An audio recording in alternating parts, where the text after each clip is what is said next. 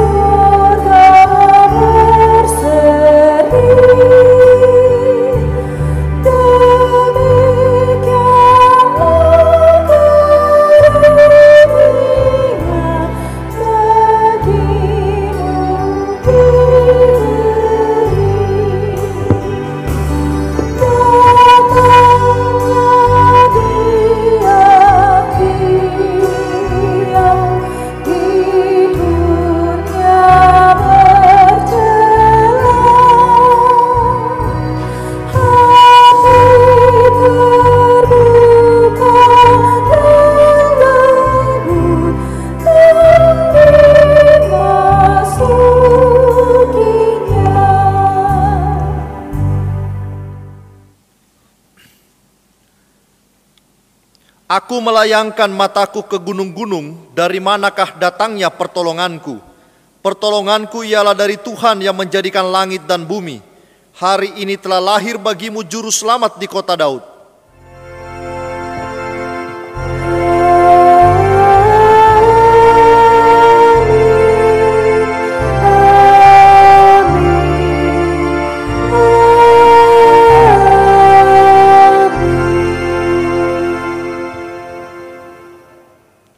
Salam sejahtera, Tuhan besertamu.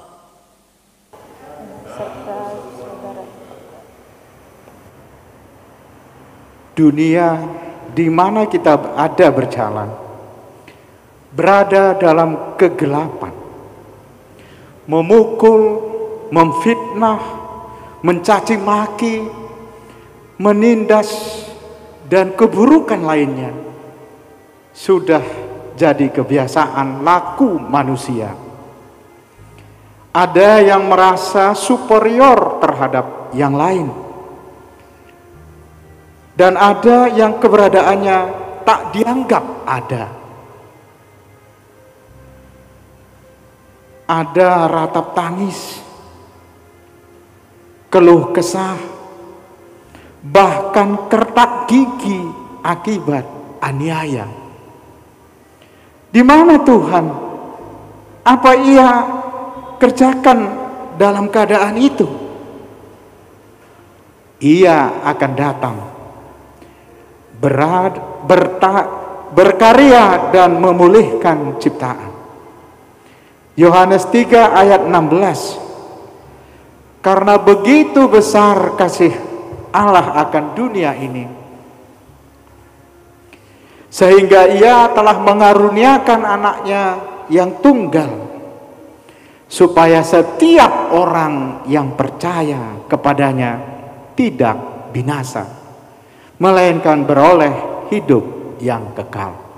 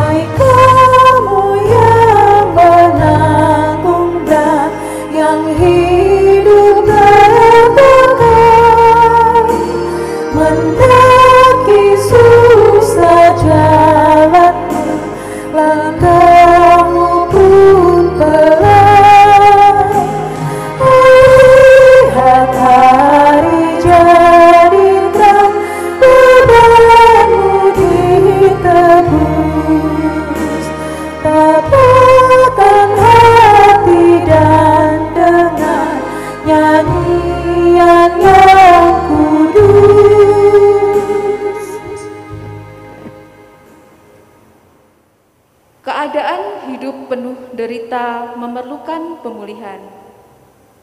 Namun, sering kita lelah menunggu dan hilang percaya pada karya bersa Allah yang memulihkan. Allah mau kita tetap bertahan dan percaya.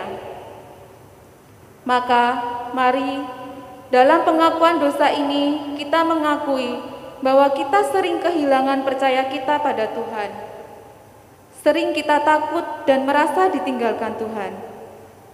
Ingatlah, sesungguhnya Ia tak pernah tinggalkan kita. Mari kita berdoa. Ya Tuhan, kami kehilangan sukacita dan damai karena dosa kami. Ampuni kami, pulihkanlah kehidupan kami, agar sukacita dan damai kembali dalam kehidupan kami. Dalam nama Tuhan Yesus, Sang Raja Damai, kami berdoa. Amin.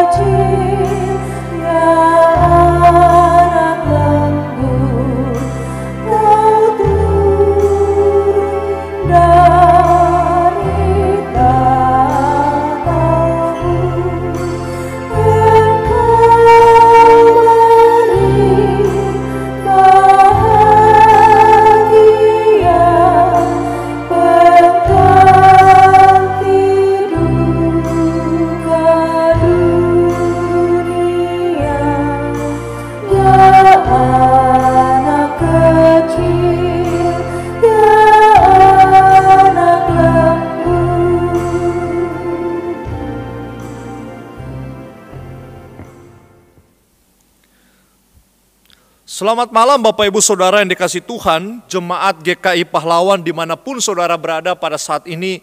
Kita bersyukur bersama-sama karena diizinkan kembali untuk bermalam Natal, mendengarkan firman Tuhan, bahkan memuji membesarkan nama Tuhan. Bapak Ibu Saudara, sebelum kita membaca dan merenungkan firman Tuhan, saya mengajak kita sekali lagi tundukkan kepala kita dan kita berdoa bersama-sama.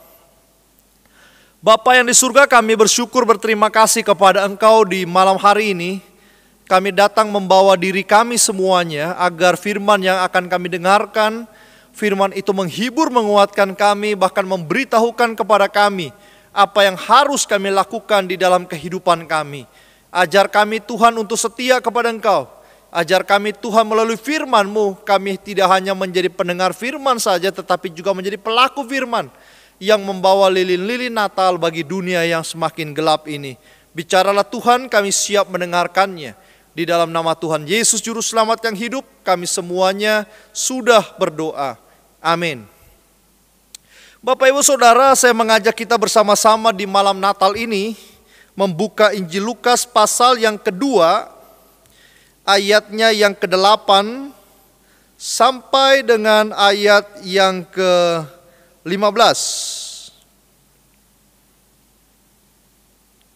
Lukas pasal 2 ayat ke-8 sampai dengan ayatnya yang ke-15. Demikian firman Tuhan.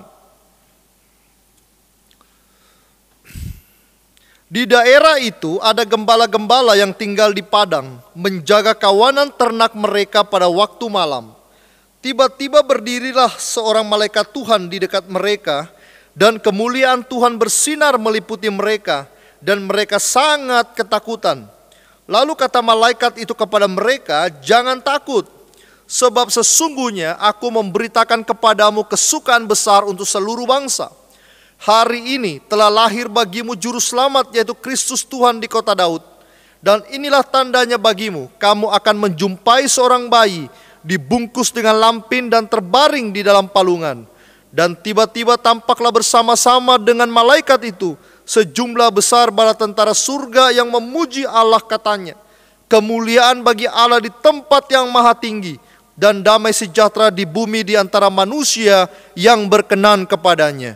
Setelah malaikat-malaikat itu meninggalkan mereka dan kembali ke surga, gembala-gembala itu berkata seorang kepada yang lain, "Marilah kita pergi ke Betlehem untuk melihat apa yang terjadi di sana, seperti yang diberitahukan Tuhan kepada kita." Bapak Ibu Saudara yang terkasih di dalam Tuhan, setiap kali kita mendengarkan kata gembala-gembala di dalam teks ini, maka di dalam pikiran kita gembala-gembala itu adalah orang yang pertama kali pergi berkunjung melihat Yesus. Dan memang Bapak Ibu Saudara, tamu pertama Yesus itu adalah para gembala-gembala itu. Tetapi Bapak Ibu Saudara, di dalam salah satu tradisi Yahudi menurut jurnal Mishnah, terdapat sebuah kepercayaan bahwa Mesias akan muncul di Migdal Eder, artinya menara kawanan domba. Menara ini berdiri dekat Bethlehem di jalan menuju ke Yerusalem. Jadi menara kawanan domba ini berdiri di dekat Bethlehem dan di jalan menuju ke Yerusalem. Domba-domba yang merumput di area dekat menara ini, Bapak Ibu Saudara, bukanlah domba yang biasa. Gembala yang berjaga di sana bertanggung jawab memelihara domba Bait Allah atau temple flocks, yakni domba yang dipakai untuk korban. Jadi ada kepercayaan bahwa gembala-gembala ini bukan gembala-gembala biasa, Bapak Ibu Saudara, tetapi gembala-gembala yang punya tugas dan fungsi khusus untuk menjaga kawanan domba yang akan dijadikan persembahan. Karena persembahan di zaman dulu itu yang berupa domba yang tidak bercacat itu adalah untuk penghapusan dosa-dosa kita. Maka Bapak Ibu Saudara, kita bisa menyimpulkan bahwa gembala ini jangan dipikir gembala biasa pada umumnya di sana. Tetapi gembala ini adalah gembala yang spesial. Dan disitulah malaikat datang kepada mereka. Di sini kita bisa melihat juga Bapak Ibu Saudara, bahwa Allah memilih para gembala itu, mereka yang tugasnya mengawasi domba-domba yang akan disembelih, menerima pesan ilahi tentang domba agung Jadi bukan lagi domba yang seperti mereka jaga, tetapi domba agung yang akan menghapus dosa manusia melalui kematian dan kebangkitannya. Sebuah penghargaan yang sangat khusus diberikan kepada penjaga domba-domba yang akan disembelih itu. Bahwa engkau akan melihat bukan lagi domba-domba yang biasa atau domba-domba yang tidak bercacat itu yang seringkali menjadi persembahan untuk penebusan dosa, tetapi lebih daripada itu, engkau akan pergi mendapatkan sebuah kandang di mana di dalamnya ada domba yang agung, yang itu Yesus. Lalu malaikat itu berkata kepada gembala-gembala itu, kesukaan besar bagi seluruh bangsa, karena dosa manusia akan dihapus melalui Yesus Kristus yang lahir di Betlehem. Kesempatan ini tidak dapat dilepaskan oleh gembala-gembala itu. Karena ini merupakan kesempatan yang langka, dan kesempatan ini tidak datang dua kali, Bapak Ibu Saudara. Bahwa mereka harus pergi ke Betlehem untuk kemudian mendapatkan bayi itu, domba yang menjadi kesukaan besar bagi seluruh bangsa. Bukan cuma orang Yahudi, bukan hanya untuk mereka yang menerima penghapusan dosa melalui domba-domba yang tidak bercacat itu, tetapi ini adalah domba agung untuk seluruh manusia. Tidak terbatas pada satu agama, satu ras, satu suku, tetapi bagi mereka yang percaya kepada pribadi itu, Yesus Kristus. Berita ini didahului dengan kata jangan takut. Setiap orang yang melihat tiba-tiba secara kasat mata cahaya yang berkilau, di dalam hatinya pasti bertanya, apa itu? Itulah sebabnya malaikat itu memulai dengan kata jangan takut. Dan di dalam Alkitab beberapa kali muncul peristiwa-peristiwa di mana kita mendengarkan kata jangan takut. Memang dunia penuh dengan kejutan. Bahkan manusia rentan dengan rasa takut dan putus asa. Manusia selalu penuh dengan kekhawatiran. Manusia penuh dengan ketakutan. Manusia seolah-olah Bapak Ibu Saudara tidak pernah lepas dari yang namanya pergumulan iman mereka dari hari ke hari. Tidak berdaya ataupun krisis mental. Dan saat ini walaupun Natal 2020 akan kita rayakan besok bersama-sama Bapak Ibu Saudara, tapi saya yakin percaya bahwa setiap tahun di dalam Natal pun banyak orang Kristen yang masih bertanya bagaimana masa depan kehidupanku. Itulah sebabnya Alkitab selalu memulai bukan dengan sebuah kata jangan takut. Banyak faktor Bapak Ibu Saudara yang membuat manusia gelisah. Banyak hal yang membuat manusia merasa membutuhkan sesuatu di dalam hidup ini. Sehingga kita bisa melihat bahwa orang-orang banyak bertanya untuk apa dia hidup, the meaning of life-nya dan lain sebagainya. Tetapi melalui kelahiran Yesus Kristus, di sini pemberitaannya dimulai dengan kata jangan takut. Berita ini Bapak Ibu Saudara jauh lebih penting daripada ketakutan manusia. Berita ini jauh lebih berharga daripada kegelisahan kita.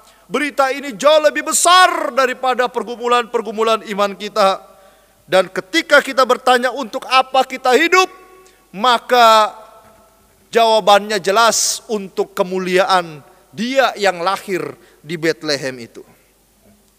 Kelahiran anak memberi dampak bagi keluarganya.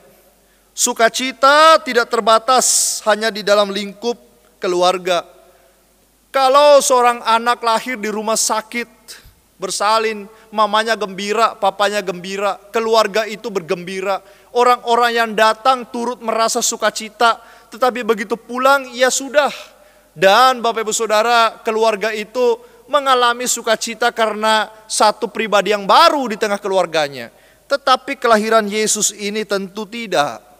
Kelahiran Yesus ini tidak hanya membawa sukacita bagi Maria dan Yusuf, apalagi juga bagi gembala-gembala. Tetapi bagi seluruh dunia di dalamnya adalah saya dan saudara. Jadi berita ini adalah berita yang sangat mengagumkan untuk saudara dan saya. Kelahiran Yesus Kristus adalah kelahiran untuk membebaskan kita dari kutuk dosa. Kelahiran Kristus adalah membawa kita dari kegelapan menuju kepada terang ilahi. Kelahiran Kristus membawa kita melihat bahwa Allah itu sederhana.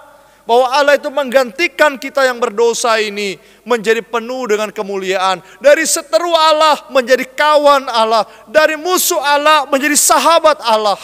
Itulah makna daripada kedatangan Kristus di tengah-tengah dunia ini. Di dalam Alkitab sering dikatakan dia lahir di lampin. Di sebuah palungan Bapak Ibu Saudara. Dibungkus dengan lampin badannya. Kalau Bapak Ibu tidak tahu palungan itu apa, palungan itu adalah tempat makan daripada hewan. Bapak Ibu Saudara, orang tanya sama kita, kenapa Tuhanmu lahir di tempat seperti itu? Kalau Bapak Ibu ingat ketika Maria dan Yusuf mencari penginapan, mereka ditolak oleh banyak orang bukan? Mereka tidak mendapatkan kamar karena ada sensus penduduk waktu itu. Jadi begitu banyak orang Bapak Ibu Saudara. Dan orang yang punya status sosial dan terhormat mungkin booking lebih dulu tempat. Mungkin punya rumah dimanapun mereka berada. Tetapi Yusuf, Maria, bahkan Yesus itu tidak punya tempat. Dan kalau kita melihat ini kita mengingat Yesus pernah berkata, anak manusia tidak punya tempat untuk meletakkan kepalanya. Serigala punya, burung punya, tapi dia tidak punya. Dan kalau Bapak Ibu baca Yohanes 1 di situ dikatakan bahwa dia datang kepada dunia milik kepunyaannya. Tetapi dunia ini menolak dia. Sehingga Yohanes pun datang akhirnya membawa kabar baik itu. Dan mulailah satu persatu orang percaya kepada Kristus. Yesus lahir di palungan. Menunjukkan kepada kita bahwa kitalah yang harusnya lahir di situ. Kita adalah orang hina yang diberikan kemuliaan dan Tuhan yang penuh kemuliaan itu rela menggantikan kehinaan kita. Disitulah kita harus mengatakan God, thank you God, terima kasih Tuhan. Dan tidak cukup kita mengatakan terima kasih, tetapi kita harus melakukan apa yang kita imani dan percayai itu di dalam seluruh aspek kehidupan kita. Bapak Ibu Saudara, Rita Snowden pada tahun 1937 menulis sebuah buku yang berjudul If I Open My Door. Jika saya membuka pintuku. Di dalamnya Rita menceritakan tentang sebuah jemaat yang merencanakan untuk membangun tempat ibadah baru. Di bagian tengah gereja tersebut akan dipasang jendela kaca berwarna dengan gambar anak-anak yang sedang menyembah Yesus. Bagus kan? Jadi di tengah-tengah tempat ibadah itu akan dipasang jendela kaca berwarna dengan gambar anak-anak yang sedang menyembah Yesus. Jemaat tersebut mempekerjakan seorang seniman yang melukis sebuah gambar pada jendela yang sudah disiapkan. Dan seniman itu memenuhi tugasnya. Dan malam itu ia bermimpi mendengar suara gaduh di studionya. Ketika dia menyelidiki, ia melihat orang asing sedang mengubah lukisannya. Jadi lukisan pada kaca itu sedang diubah oleh orang asing itu. Tentu ini di dalam sebuah mimpi. Lalu seniman ini berteriak, hentikan, Anda merusak lukisan itu. Namun orang asing itu menjawab, kamulah yang telah merusakkannya. Jadi orang asing itu membalik apa yang diteriakkan oleh seniman itu. Kamu yang merusak lukisan itu. Sang penyusup itu kemudian atau orang asing itu kemudian menjelaskan bahwa anak-anak itu semula hanya satu warna, tetapi saya membuatnya menjadi beragam warna. Lalu ketika penyusup itu berkata bahwa ia menginginkan anak-anak dari seluruh bangsa dan ras dapat datang kepadanya, seniman itu akhirnya menyadari bahwa dia sedang bicara sama Yesus sendiri. Dengan kata lain Bapak Ibu Saudara, seniman itu disadarkan bahwa kalau engkau menggambar wajah daripada anak-anak itu jangan cuma hitam putih. Tetapi aku akan menggambar wajah seluruh anak di dunia ini dengan beragam warnanya.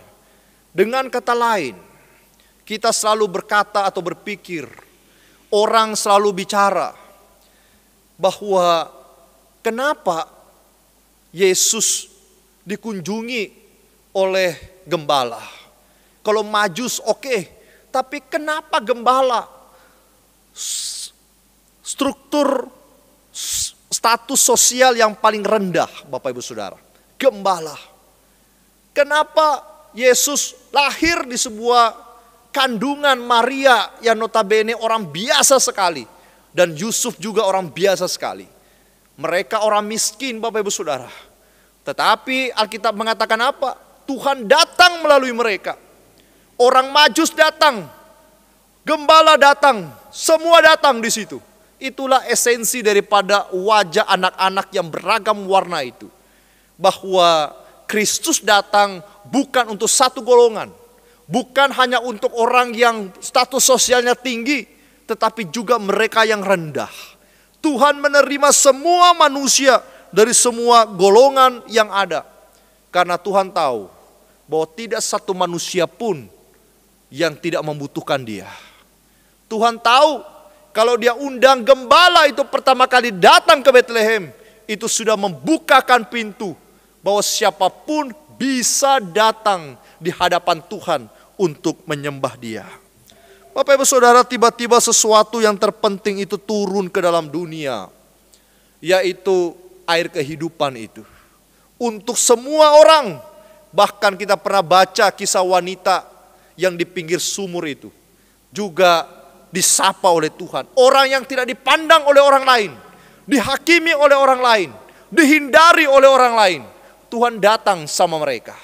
Itu membuat saya berpikir bahwa siapapun saudara, siapapun saya, apapun pekerjaan kita pada hari ini, ada mungkin yang berkata, saya mah tidak layak bagi Tuhan. Saya orang berdosa yang paling berdosa. Saya sudah melangkah jauh dari Tuhan. Mana mungkin saya bisa kembali sama Tuhan. Bapak Ibu Saudara, pada malam ini Yesus mengatakan siapapun kita harus datang pada Dia. Kalau kita pikir kita tidak layak, kita justru berdosa.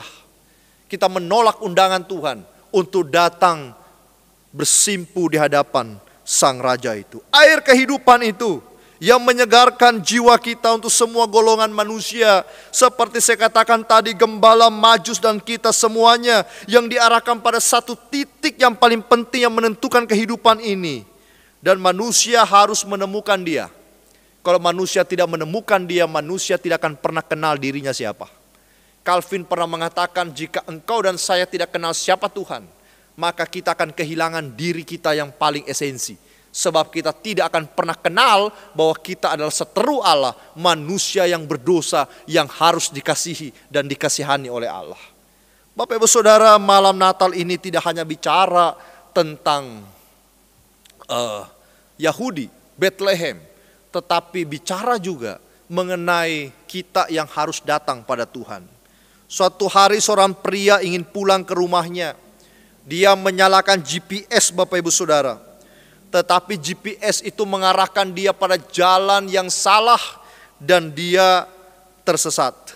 Waktu dia tersesat, dia menangis sejadi-jadinya. Kenapa? Karena begitu dia tiba pada titik itu, sinyal itu berhenti, stop, dan dia tidak bisa berbuat apa-apa. Saya pernah dari Jogja, dari Kaliurang mau menuju ke Magelang, menjalankan GPS masuk di kebun jagung. Dan saya tidak tahu keluar, kebun salak maksud saya. Dan saya tidak dapat jalan keluar. Dan di situ saya masuk di setapak, jalan setapak yang tidak ada tempat untuk memundurkan mobil. Yang ada cuma maju dan saya pikir di depan itu ada apa. Makin dalam saya masuk, makin saya tersesat di dalam. Dan saya sendirian Bapak Ibu Saudara. Baru pulang dari pelayanan. Mengerikan sekali ketersesatan itu. Sehingga pria ini ketika tersesat kita bisa memahami betapa galaunya hatinya, betapa susahnya hidupnya.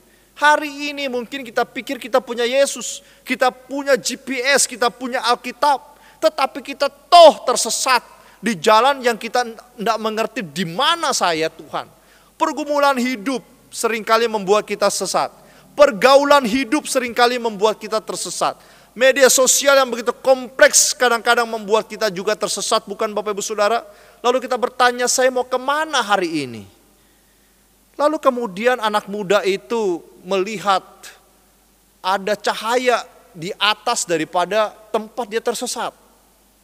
Dan dia ingat bahwa menara itu berada di atas rumahnya. Lampu itu berada di menara dan rumahnya berada di bawah menara itu. Maka dia putar mobilnya dan dia ikut cahaya itu. Dan Bapak Ibu Saudara, ketika di sini kita melihat malaikat menuntun gembala-gembala itu menuju ke Betlehem, sudah jelas kita juga melihat bahwa kita harus memfokuskan diri kita melihat Kristus, mensyukuri Kristus bahwa Dia hadir bagi kita, dan kita harus menuju kepadanya dengan tepat dan jelas. Kita tidak cukup hanya baca firman Tuhan, tapi kita harus mengerti firman. Kita tidak cukup mengatakan Yesus Tuhanku, tapi kita harus kenal siapa Dia. Dan kita harus yakini juga bahwa Dia Immanuel, Allah yang beserta dengan kita dan tidak pernah tinggalkan kita. Sehingga apapun yang kita alami hari ini, Dia tetap bersama-sama dengan kita. Banyak pertanyaan kita, ada 1001 pertanyaan. Tuhan akan jawab semua pertanyaan itu di dalam hidup kita. Kalau kita tanya sama Dia, Tuhan, saya mau berdosa orangnya. Tuhan, saya curang orangnya. Tuhan, saya pemarah orangnya. Tuhan, saya penjudi orangnya, dan lain sebagainya. Cuma satu mungkin jawaban Tuhan bagi kita, aku mengasihi kamu. Bapak Ibu Saudara, pada hari ini marilah kita tanggalkan semuanya dan mulai mengikuti Yesus. Kita berjalan menuju Betlehem seperti gembala-gembala itu. Kita tidak boleh katakan saya tidak layak. Gembala dilayakkan untuk datang sama Dia. Maka kita pun harus berani untuk datang sama Tuhan. Kita harus menyambut Tuhan. Kita harus melihat Tuhan. Natal tidak bicara tentang perayaan. Natal tidak bicara tentang lampu yang begitu terang di hotel-hotel, bukan. Di gereja-gereja mewah, bukan. Natal bicara tentang kelahiran Yesus. Dan yang paling penting dalam kelahiran Yesus itu bukan pesta dan perayaan. Tetapi ketika kita mau datang kepadanya di dalam sebuah kerendahan hati, mencari Yesus, menerima Yesus, dan menyembah Yesus sebagai Tuhan dan Raja. Bapak Ibu, kalau kita yang melihat tayangan ini, kita sudah lama kehilangan Yesus. Inilah momen paling tepat engkau mencari Yesus. Kalau pada hari ini engkau melihat tayangan ini dan engkau sedang putus asa, inilah momen yang paling tepat di mana gembala-gembala yang paling rendah level statusnya akhirnya mendapatkan sebuah kesempatan untuk melihat betapa berharganya hidupnya di hadapan Tuhan. Dan jadilah gembala-gembala yang terus-menerus merindukan Tuhan dan mencari Tuhan. Bapak Ibu Saudara, selamat Natal. Tuhan Yesus memberkati. Mari kita berdoa. Bapa yang di surga, kami datang kepada Engkau di saat ini, menyerahkan setiap kami yang menyaksikan tayangan ini, khususnya Jemaat GKI Pahlawan. Kami berdoa Tuhan supaya setiap kami Engkau karuniakan hikmat bijaksana, agar kami bisa menemukan titik yang paling tepat di mana Yesus Kristus menginginkan kami menemukannya, karena Engkau lebih dulu datang mencari kami. Bapa di surga, kami juga berdoa agar mereka yang sedang menyaksikan tayangan ini namun sakit, Tuhan jamah dan sembuhkan, pulihkan kami. Kalau kami berada di dalam kesulitan-kesulitan hidup yang menekan kami begitu kuat, ingatkan juga kami Immanuel, Allah beserta dengan kami. Dan biarlah Natal 2020 ini, di tengah-tengah pandemi sekalipun, kami masih bisa punya harapan sejati. Karena ketika Yesus belum hadir di tengah-tengah manusia, bukankah dunia juga sudah gelap gempita? Dan kami percaya kelahiran Kristus mengubah wajah dunia ini. Dan Natal 2020 ketika kami menyambut Yesus dengan serius, wajah kehidupan kami pun akan diubahkan. Terima kasih Tuhan. Dalam nama Tuhan Yesus Juru Selamat yang hidup, kami semuanya sudah berdoa. Amin. Bersama dengan umat Tuhan di seluruh bumi yang merayakan kelahiran Yesus, marilah kita menyatakan pengakuan iman kita seturut pengakuan iman rasuli. Aku percaya kepada Allah, Bapa yang Maha Kuasa, Kail langit dan bumi, dan kepada Yesus Kristus, Anaknya yang tunggal Tuhan kita, yang dikandung dari Roh Kudus, lahir dari anak darah Maria, yang menderita sengsara di bawah pemerintahan Pontius Pilatus, disalibkan, mati dan dikuburkan, turun ke dalam kerajaan maut. Pada hari yang ketiga, bangkit pula di antara orang mati, naik ke surga, duduk di sebelah kanan Allah, Bapa yang Maha Kuasa. dan dari sana ia akan datang untuk menghakimi orang yang hidup dan yang mati. Aku percaya pada Roh Kudus, gereja yang kudus, persekutuan orang kudus, pengampunan dosa, kebangkitan orang mati, dan hidup yang kekal. Amin. Dunia jatuh dalam kegelapan ketika manusia lebih menuruti keinginannya daripada taat kepada firman-Nya. Kadang manusia sadar akan dosanya, namun kadang malah menikmati dosanya. Manusia telah menolak dan kehilangan cinta Tuhan dalam hidupnya. Apakah bisa kehidupan manusia dipulihkan kembali? Jawabnya bisa. Karena Allah Sang Pengasih telah tetap mengasihi umat-Nya.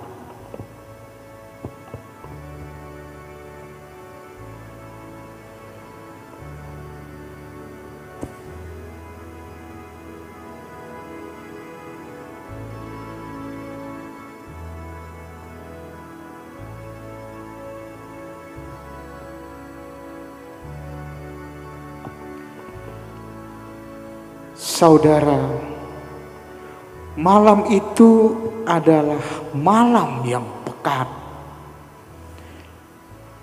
Kekelaman menyelimuti Bethlehem, seolah menyatakan kekelaman yang menyelimuti manusia yang hidup dalam dosa.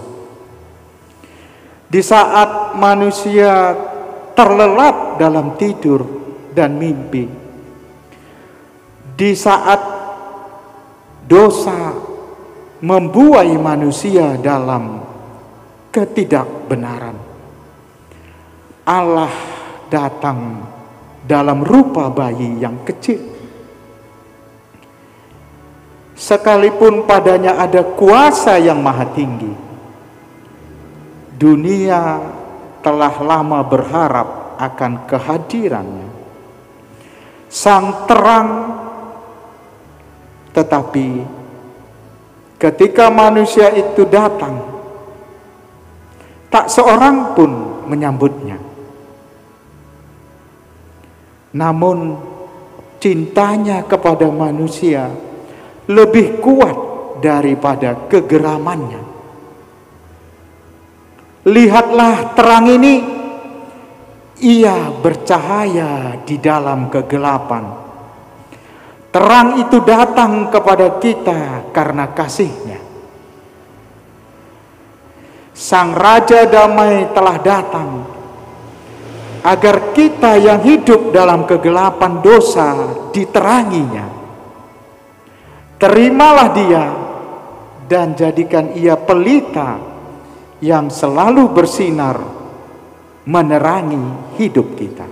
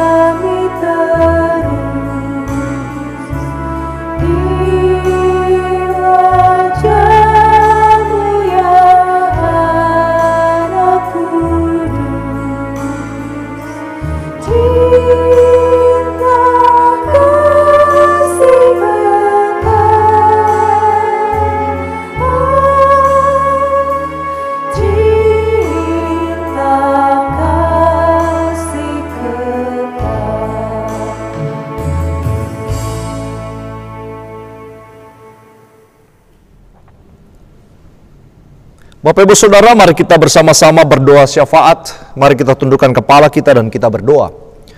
Bapa yang di surga, kami bersyukur dan kami berterima kasih untuk firman yang boleh kami dengarkan, dan jadikanlah kami seperti Majus itu. Dan saat ini Tuhan, di malam Natal kami juga rindu berdoa bagi teman-teman kami yang sedang sakit, berada di dalam kelemahan tubuh, berada di dalam pergumulan mereka, bahkan berada di dalam duka cita yang mendalam. Kiranya Tuhan menolong setiap kami, khususnya anggota jemaat GKI Pahlawan. Dan kami juga berdoa menyerahkan Tuhan untuk mereka yang berulang tahun di sepanjang bulan Desember ini, supaya hari bahagia ini menjadikan kami lebih serius lagi untuk mencari dan menyerahkan hidup kami kepada Tuhan. Kami juga berdoa menyerahkan untuk bangsa negara kami Tuhan, di tengah-tengah kondisi seperti ini. Kiranya pandemi boleh cepat berlalu dan pemulihan ekonomi pun ikut beserta. Dan kami rindu Tuhan, di mana nama Tuhan sungguh-sungguh ditinggikan, dimuliakan di tengah-tengah bangsa negara kami. Engkau berkati juga Tuhan untuk Joko Widodo, Presiden kami, dan juga Bapak Kiai Ma'ruf Amin sebagai Wakil Presiden seluruh jajarannya. Tuhan kiranya menolong, memberkati mereka. Dan kami menyerahkan segenap bangsa ini ke dalam tangan Tuhan. Dan kami akan mengakhiri doa syafaat kami dengan doa yang Tuhan Yesus ajarkan kepada kami. Bapa kami yang di surga, dikuduskanlah namamu. Datanglah kerajaanmu, jadilah kehendakmu di bumi seperti di surga. Berikanlah kami pada hari ini makanan kami yang secukupnya. Dan ampunilah kami akan kesalahan kami, seperti kami juga mengampuni orang yang bersalah kepada kami. Dan janganlah membawa kami ke dalam pencobaan, tetapi lepaskanlah kami daripada yang jahat, karena Engkaulah yang empunya kerajaan dan kuasa dan kemuliaan sampai selama-lamanya. Amin. Saudaraku, persembahan kita adalah bentuk syukur yang kita nyatakan kepada Tuhan. Marilah kita menaikkannya dengan sukacita sebagaimana dianjurkan dengan Roma 11 ayat 36. Sebab segala sesuatu adalah dari Dia dan oleh Dia dan kepada Dia. Bagi Dialah kemuliaan sampai selama-lamanya.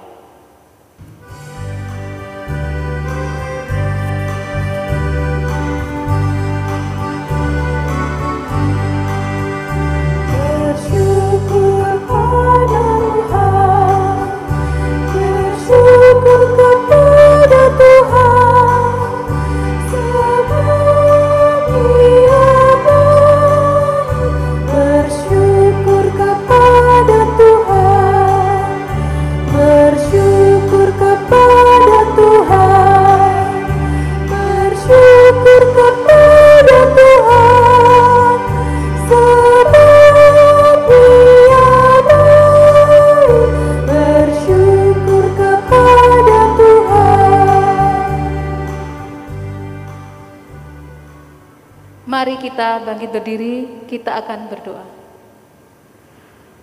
Tuhan Yesus, kami sungguh mengucap syukur atas sukacita yang boleh kami rasakan senantiasa dalam kehidupan kami. Dan saat ini sebagai ucapan syukur kami membawa persembahan kami ke dalam tangan-Mu.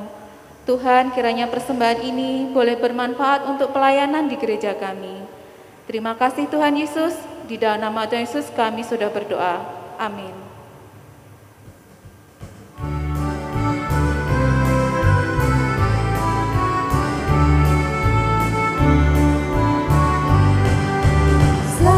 Selamat datang Yesus Tuhanku, dari surga tinggi kunjunganmu.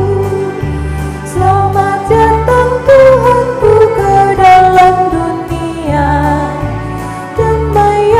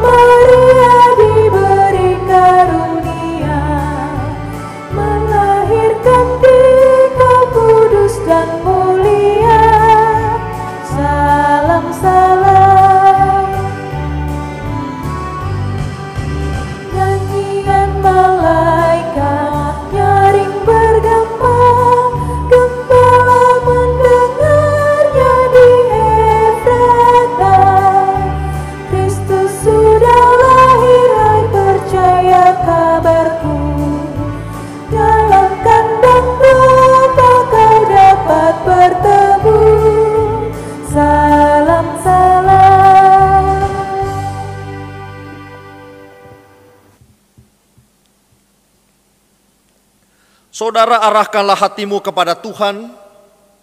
Kami mengarahkan hati kami kepada Tuhan. Jadilah saksi Kristus. Syukur kepada Allah, Terpujilah Tuhan, kini dan selamanya. Allah sumber segala kasih karunia, yang telah memanggil saudara dalam Kristus kepada kemuliaan-Nya yang kekal, melengkapi, meneguhkan, menguatkan, dan mengokohkan saudara, agar mampu berbagi cinta Tuhan di bumi, sekarang dan selama-lamanya. Amin.